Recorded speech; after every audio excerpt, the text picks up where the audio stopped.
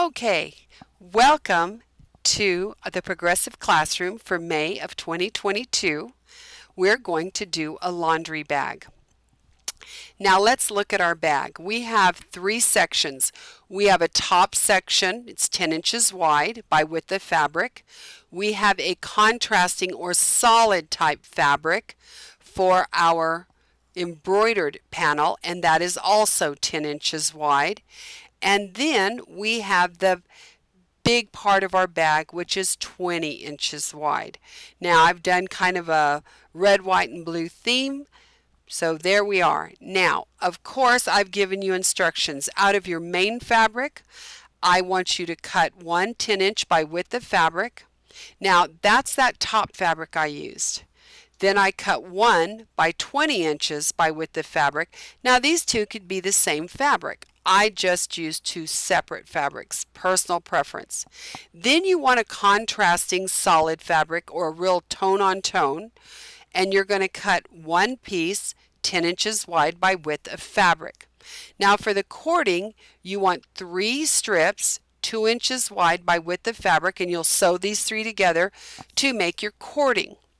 Now if you are doing this, I used a totally separate fabric that really contrasted. And then we're going to lay all these fabrics on top of each other, except the cording. We're going to lay these three down, and we're going to trim them to the same width. So basically we're going to trim off the selvage, but make sure they all end up the same width. So you'll see here I've got my fabrics. I've laid them out. I actually folded them in half, so I had selvage to selvage, and then I trimmed along so they were all the same width. So I had the white. This is the top fabric I used. This was my bottom, and I have a panel underneath this that you can't see because it's the same width that is white, a tone on tone. Now here is that white tone on tone fabric, and what we're going to do is we're going to measure up from the bottom. We're going to measure up 5 inches because this is a 10-inch wide piece, and I'm going to mark it. Now this, what I've done is from the fold, I folded this fabric, you know, where the selvages would have been together if we hadn't cut them off.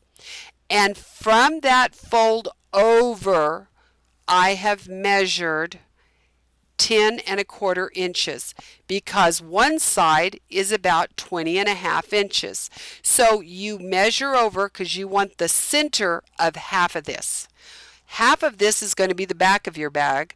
So on the half that's the front of your bag, you want to go ahead and cut that in the middle and across the center. And of course, if your fabric's a little wider, you get it. So I want to center only 1/2 of the fabric. So here is my center of 1/2. Once I've done that, I am going to hoop. I'm going to hoop up my perfect stick, tear away. I'm going to remove the inner paper. Now this will fit in a 5x7 frame, just so you know. I used a 5x7 most of the time. I already had this one, the picture of this one. So now I'm going to press this down onto my perfect stick tearaway, lining up those center lines. Then I'm going to put it on my machine, and underneath this I am going to slide a piece of Floriani Stitch and Wash. I need more stitch count than one layer of Perfect Stick can give me. So I've taken a piece of Stitch and Wash and slid it under the hoop to give me enough stitch count. I've also put water soluble topping on the top, and I'm going to go ahead and embroider. So you can see here I've got my 5x7 frame. It is centered, and there is my water soluble. Now I'm going to stitch out my design.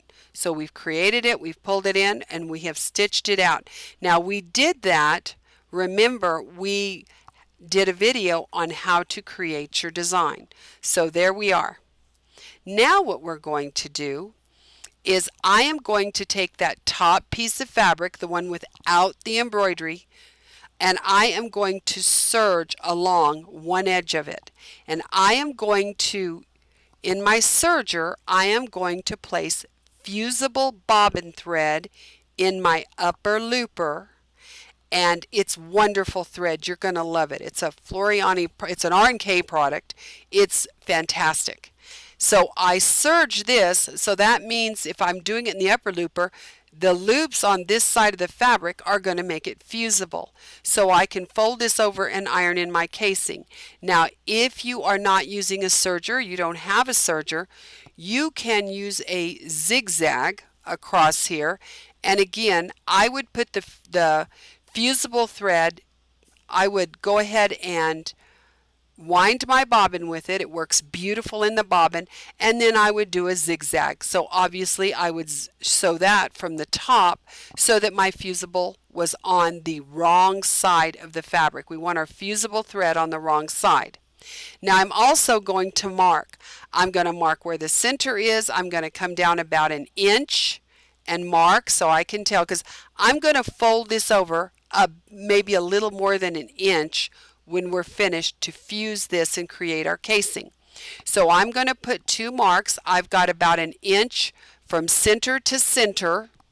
There's about an inch there, and we created our buttonholes already. So we're going to bring them in, put this in a hoop, and we're going to, I used a 4x4 frame, so I didn't use a lot of stabilizer.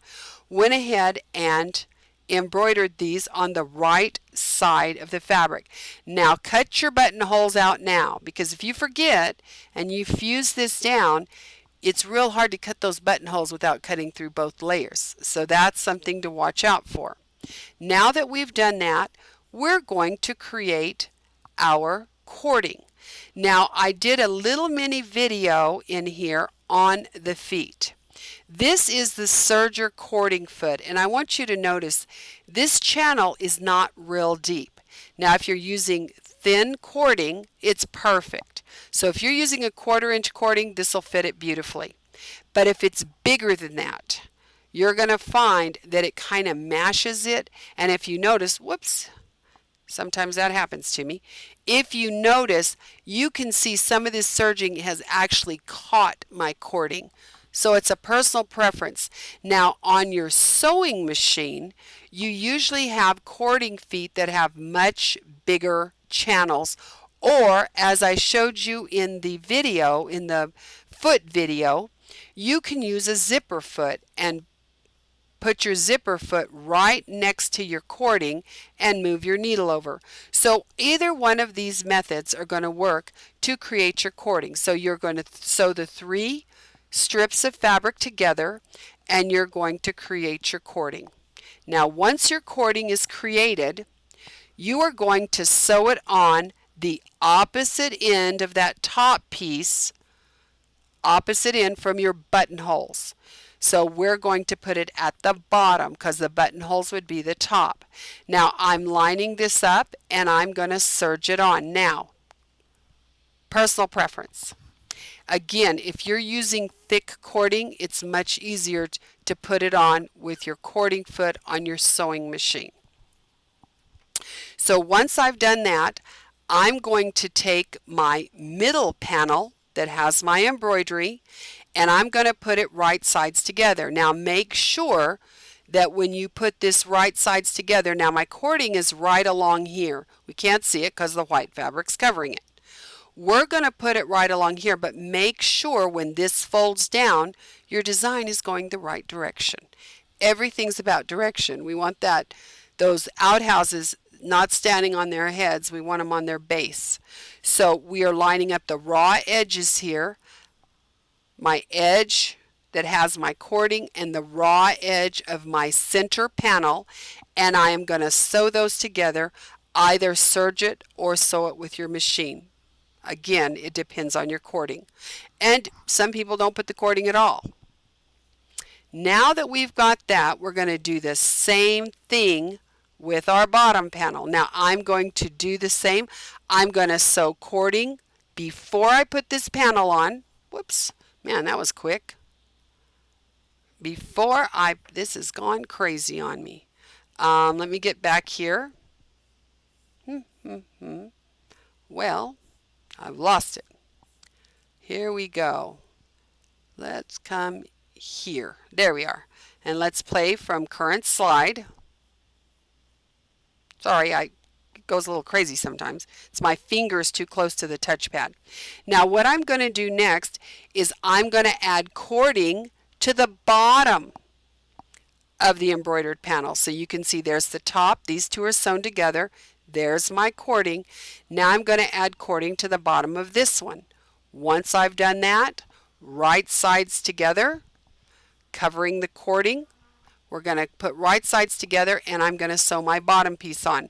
Now you'll notice my bottom piece is directional. So I have to make sure when I fold it out that my birds are not flying upside down.